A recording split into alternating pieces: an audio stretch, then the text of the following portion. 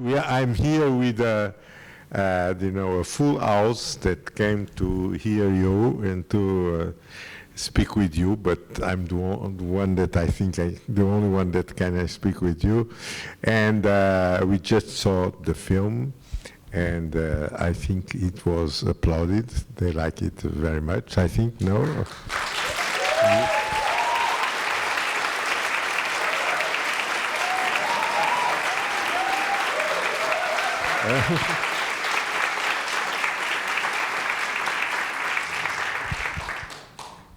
I trust that it was a standing ovation. And your friend David Cronenberg is here as well. Just say hello to you.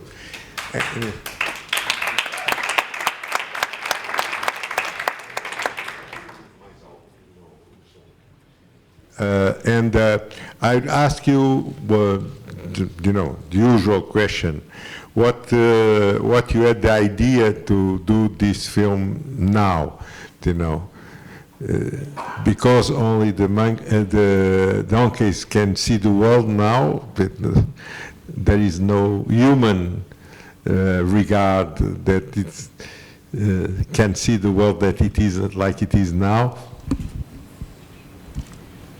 No, the decision to make this film actually was rather complex, and it has got quite many elements, but I can name just a few just to give you an idea what was going on in my head.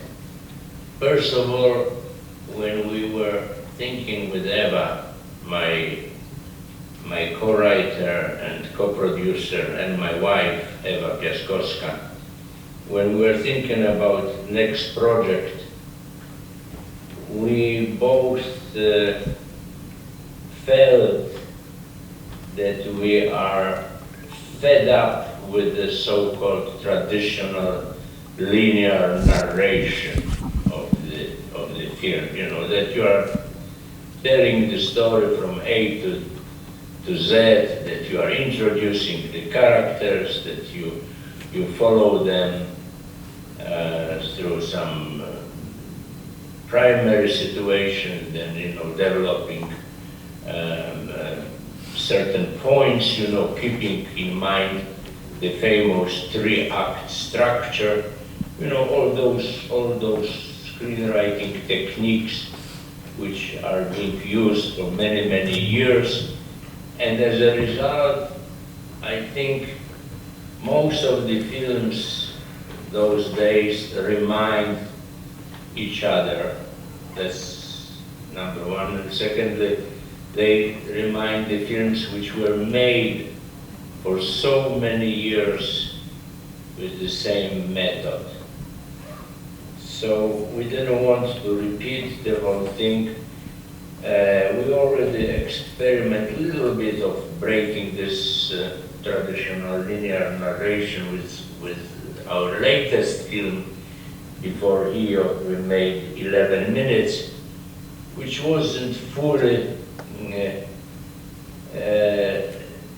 success as we wanted to be, but it was already a step in that direction. And some of the things we experiment there in 11 minutes prove that it is worth trying to do something new narration-wise.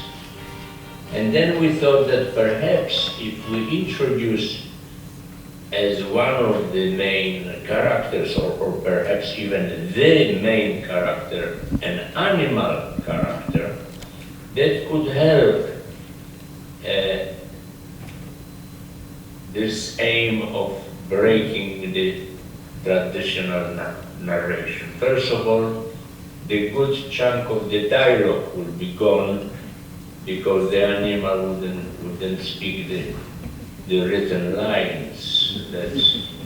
That's always the worst part of the film, the dialogue. It's what in many instances kills the film First of all, because they are not always well written, that's number one. Secondly, the actors tend to, when the dialogue is not really well written, then the actors are trying to do something with it, you know, to make it sound better, and it leads the actors to overacting or, you know, adding things which are not fully within the character they are playing. So as you see, I had many reasons to try to do something different, and that's how it happened, you know. So we have the animal as a main character, and especially that we love donkey as an animal. It's a lovely creature, and the opinion that the donkeys are not only stubborn but also stupid is completely unfair. Yes, they are stubborn, but they have their reasons for it, and if you start to understand them, then you can always overcome their stubbornness. But I don't agree that they are stupid. They are very intelligent and very sensitive animals. And it was really great to work with them as a main characters of the film. You mentioned that you had this idea after the Robert Bresson, Ozar Balthazar. But I feel that the film, even except, you know, the donkey, the way that he used you know, the character of the donkey is completely different from your film to the film of Robert Bresson. Is much more, you know, the film of Bresson is much more about the girl, that the donkey, yours is really about the world, how the donkey can see and what is everything that are around him. Can you tell me something more about that? I think it's quite obvious that EO was made out of love for animals and nature. And we were trying to make a delicate protest against what's going on, you know, especially with the nature, you know. Human beings are devastating the nature, and it already results in those changes of climate, and all those changes which are really signs of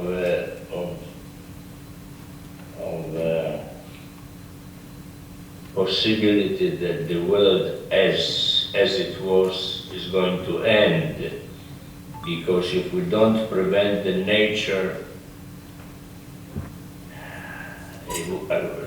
we don't know what's going to happen. And our treatment of animals, unfortunately,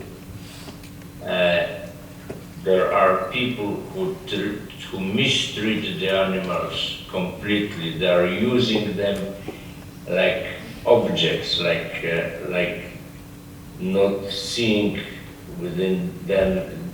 They don't see them as a living creatures. They really think that those are the things which they can use, and when they don't need them anymore, they can throw them in the garbage. That's totally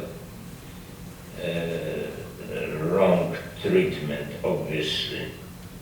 So we made this film hoping that it could appeal to some people to revise their attitude towards animals and nature. I hope this film would do something about changing that wrong attitude. And I think the film got an incredible, results in where it was shown in Cannes and even here. I think you, in a way, for the people that are the film is collaborating to at least to the people to have attention to exactly what you want to say. And one thing I would like to ask you, formally anyway, the film is the way you, with the colors, the way you shoot and everything is much different mostly of almost all your other films. It's much more modern and you change completely the form as well for the film. Well, perhaps not completely, but I do agree with you that there is a difference between this film and my other films. And I think the difference lies in my slightly different attitude towards my closest collaborators. I was always very selfish in taking my artistic decisions. I didn't want to be influenced by other people. I didn't listen to their ideas, although sometimes I have to say that they were right when they were proposing some other choices than the ones I eventually executed. But this time with EO, having the team of people led by Eva,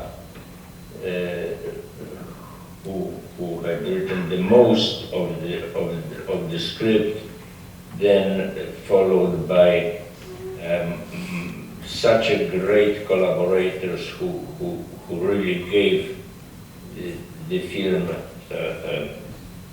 their best, like the composer Paweł Mikietin and the DOP Michał Dymek, and our great editor, Agnieszka Glińska, and quite many others, the excellent art director, Mietek Koncewicz, and the costume designer, Kasia Lewińska. We had a really fantastic crew, and I hope that I will be able to work with the same people in my next picture, because I trust them and I believe that their input into this film was enormous, and it really, thanks to them, the film looks a bit different than my other films. And I mean it, that it looks better. You have an incredible career. You start, in Poland. You were one of the great names of the new wave of Poland, with enormous modernity at that time. Even, I think, some, in a way, almost more modern than the new wave, the French new wave. After you went to Belgium, England, Italy, and you find out yourself in Hollywood for a moment. And now you are back 20 years after, the experience of Hollywood. You are back in Poland, and your youthness, it's incredible, because this film is, I think you still go on cherishing and still go on finding ways of, new ways of telling stories. And I think it's something that, and I'd like you to tell me where and when you were more happy when you were doing films. Now, in the beginning, Hollywood, when you have to go any other place to shoot, and how you could, in a way, adapt to all these different ways of producing and directing. You know, when I was expelled from Poland by the communist regime, when my film Hands Up was banned, and I was told that I will not be allowed to make films like this in Poland anymore, of course I was very unhappy, because I wanted to make the Polish films. I wanted to take a voice in political and social issues of my country, and I was not allowed to do it. I had to take completely new path of my so-called career. Many times it led into this kind of accidental choices, because I had to, first of all, I had to try to make living, you know, to be able to live wherever I was with my family. So we were having like a gypsy life, you know, going from one country to the other country, trying to do some jobs here and there. And of course, if I would be able to settle in one place somewhere, I probably would do much more and much better films than some of those accidental jobs which I was forced to take. But altogether, fortunately, there were some films which were of satisfying quality. They won some film festivals, I got some awards, and I am rather proud of, let's say, maybe something like 60% of my films, which is not too bad, you know. I made few lousy films, but fortunately majority is okay. And you, in this film, you are co-producing as well the film. You are the main producing of the film. You had the control completely of the film, or you have to in a way, to have some decisions that were not completely controlled by you. Well, you know, we have in Poland, we have quite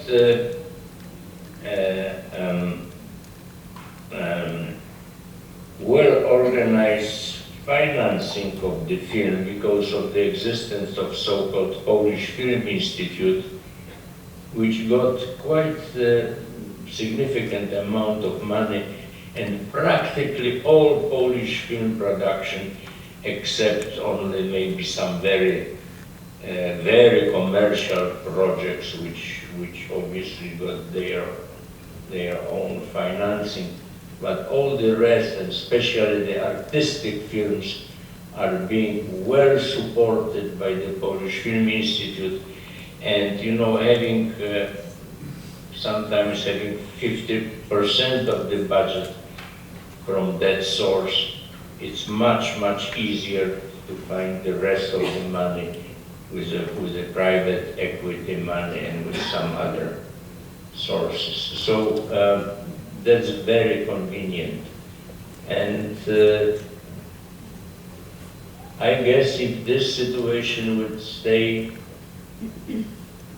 as it is now, the Polish cinema will have a very, very promising future. Coming back to the film, you told about the difficulty with the actors, and in a way to work with animals could be easier or different. But what is very for me touching in the film, that some of the characters are really very touching, and some of them explainers as well. In a way, they work with the donkey, that the donkey has really feelings and is someone that can understand what's going on. I think that is not only what you can saying that all humanity is barbary against animals. That there are a lot of people that really, in a way, start understanding what's going on in the feelings of the animals. And these actors are incredible. They are mostly professionals. They are actors that you know, that you knew, that you cast, how the things happen. Did they have time spending with the donkey, or it just appear and you have to shoot the scenes without this relation established with the donkey? Well, it's a completely different thing working with actors, with the human actors, with whom you have the intellectual communication. You exchange the ideas. Sometimes you quarrel, sometimes you agree, sometimes you have a situation where you have to shoot maybe two versions, my version and their version. There are the ways, of reaching compromises with the human actors. When it comes to animals, I develop a special relation with the donkey by the fact that I devoted a lot of my time to spend with this animal. Practically every time when I have kind of free moment, when my crew was preparing the other shoot, or they eat lunch, or there was a time for transportation, I was using that extra time to spend with the donkey, wherever he was, in his horse wagon or some little stable or wherever it was, or on his run, when he had moments of free time, and he was able to walk wherever he wanted. I was always with them, and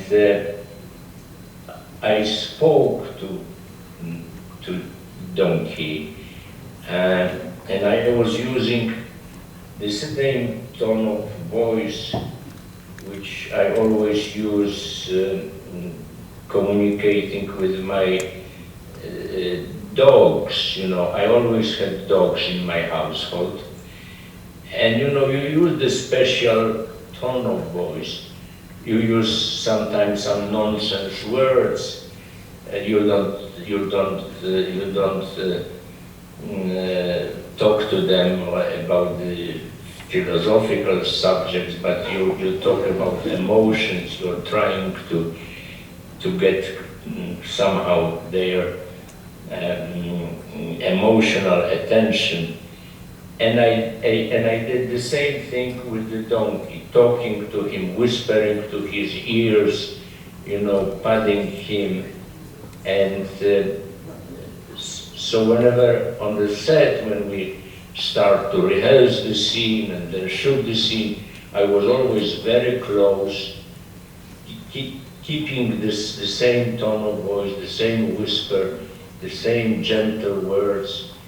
And the animal felt that there is some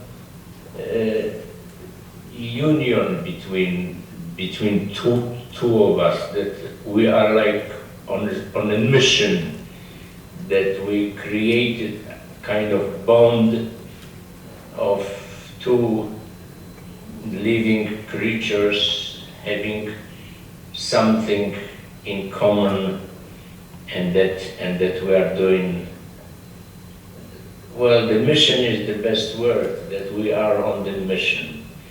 And I kind of call it that we created something like coexistence, you know, being such a long time together and looking at each other's eyes. Probably quite many of you people experience the same thing, having a dog in your household and looking at his eyes.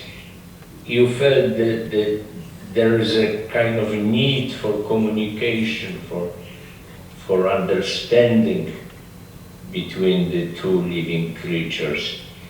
And based on that fact and the fact that I devoted practically all my time to create that bond with the animal, it paid off, because they were really doing what I wanted.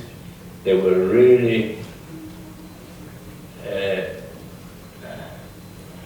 they were not working there. They had a good time with us, and a lot of carrots. So did you could not shoot some days because they didn't want to shoot, or they were happy to that you could shoot every day?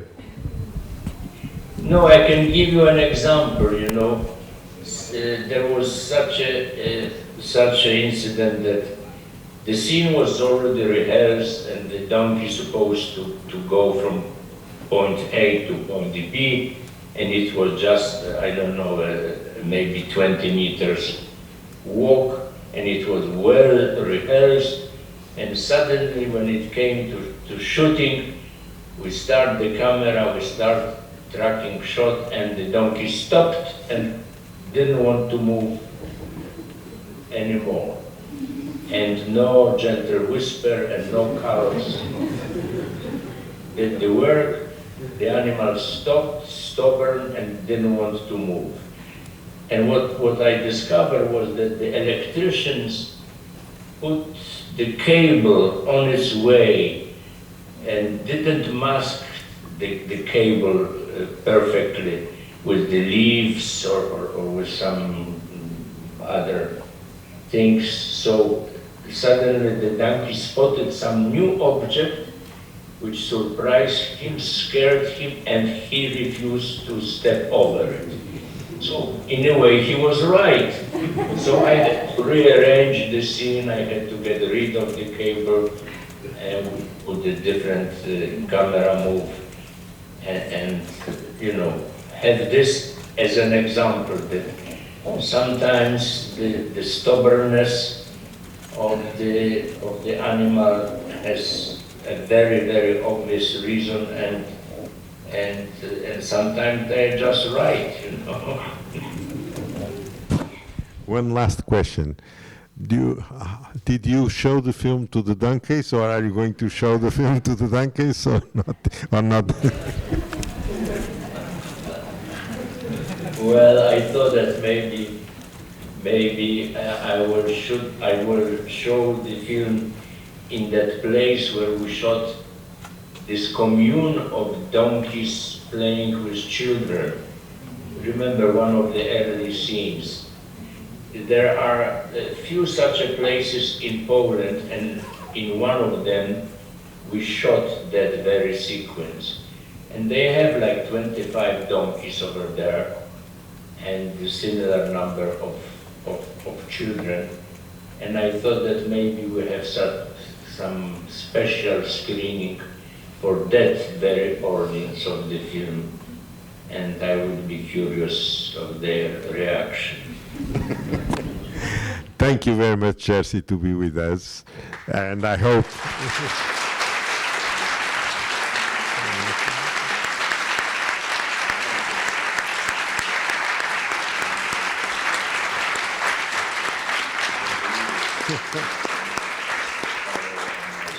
talking about that you are listening. So all the best, and thank you very much for well receiving of my film. Thank you. Thank you, Jerzy. See you soon.